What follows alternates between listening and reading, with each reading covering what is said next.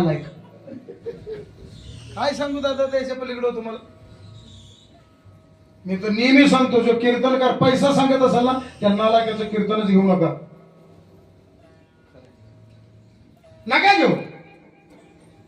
ज्यानं पैसा सांगितलं ना तुम्हाला माझ्या कीर्तनाला एवढं असले तर माझं कीर्तन आहे, अजिबात त्या औलादीचं कीर्तनच घ्यायचं नाही.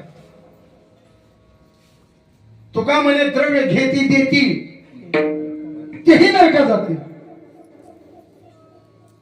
द्रव्य घेऊन या कथा जे करती महाराज म्हणजे कोण त्याची नेनोगती काय त्याची गती मी सांगावी. दिलं ते दान म्हणून मग अशी मी म्हटलं महाराज दिलं ते दान आणि मागितली ती भीक. आणि जर एखाद्याला वाटलंच कंड आला त्याला द्यायचं तर मला आणायचं तुला काय करायचे काय करू नको आण पण एक कर त्याच्याकडं फक्त काकडा म्हणून घे आणि योग नाट म्हणायला. तो जर 25 म्हणला तर त्याच्यावरलं 5 मी देणार. फक्त त्याला हरिपाठ आणि नाटाचा अभंग आणि काकड्यातले अभंग म्हणायला लावायचे. नाही हो महाराज कठीण झाल्या या गोष्टी अति कठीण आहे.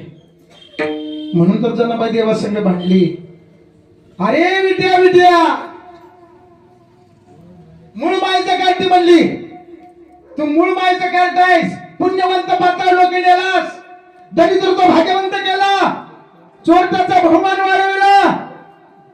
कीर्तिमानाचा अपमान केलास.